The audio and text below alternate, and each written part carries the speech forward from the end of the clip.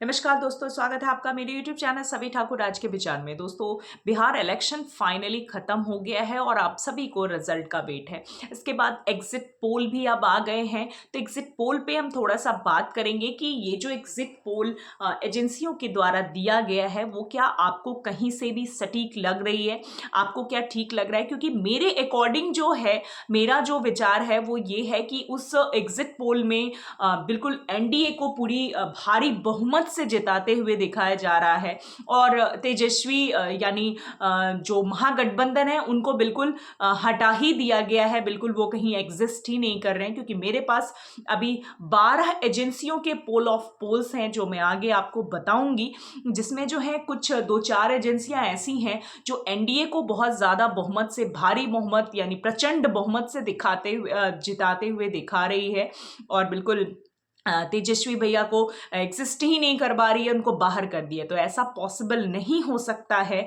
कि वो मैच से बाहर हो जाए, वो मैच में एग्जिस्ट कर रहे हैं और हो सकता है कि वो अपनी सरकार भी बनाए। ऐसा मैं नहीं कह रही कि नीतीश जी अपनी सरकार नहीं बना सकते, क्योंकि उनका 20 साल का सत्ता है, उनको एक्सपीरियंस है। हाँ, थोड़ा बहुत उनके प्रति जो जनता है उनका गुस्सा भी है, बट कुछ भी कहा नहीं जा सकता यहाँ पे कि कौन सी सरकार, कौन अपनी सरकार बना रही है, क्योंकि कांटे की टक्कर दोनों के बीच में है। तेजस्वी भैया भी मैच में बने हुए हैं और सरकार बना सकते हैं, हो सकता है नीतीश जी वापस से सत्ते में आ जाएं। लेकिन जो एग्जिट पोल की बात करें, जो एग्जिट पोल उनको जो एनडीए को, नीतीश जी को प्रचंड बहुमत से जिताते हुए दिखा रही है, ये कहीं से भी सही नहीं है। क्योंकि आप उदाहरण के तौर पे समझिए कि पहले तो बिहार में पहली बार इतिहास में इतनी बम्पर वोटिंग हुई है, जो 70% 70% से ज़्यादा वोटिंग इस बार हुई है। ये बम्पर वोटिंग किस ओर इशारा कर रही है? क्या वापस नीतीश जी सत्ते में आ रहे हैं, या फिर इस बार तेजस्वी भैया को जो जनता जनार्दन है वो सत्ते में ला रही है? सबसे पहला जो मुख्य चीज़ जो है वो यही है। दूसरा, आप उदाहरण के तौर पे समझिए कि ये एग्जिट पोल क्यों सही नहीं है। आप चलिए सीमांचल की तरफ, वहां पर समझिए कि वहां जो सीमांचल के जो मुख्य जिले हैं, जैसे आप पूर्णिया ले लीजिए, पूर्णिया, अररिया, किशनगंज, कटिहार, वहां पर सोचिए कि 70% से ज्यादा वोटिंग पड़ी है। अकेले किशनगंज में 76.26% वोटिंग हुई है और ये जो सीमांचल का जो पूरा वोट है वो अकेले राजद का है, अकेले तेजस्वी भैया का है। तो कैसे एग्जिट पोल में उनको बिल्कुल आप एग्जिस्ट ही नहीं कर रहे हैं, उनको एग्जिस्टेंस से ही बाहर कर दे रहे हैं? ऐसा नहीं हो सकता है, क्योंकि वो पूरा का पूरा जो एरिया है वो मुस्लिम बाहुल एरिया है और वो पूरा वोट जो है वो तेजस्वी भैया का है। तो अभी मैं आपको 12 एजेंसियों में से कुछ के आपको बता रही हूं मैं, कि जो एग्जिट पोल हैं। जैसे आप देखिए कि पोल डायरी का जो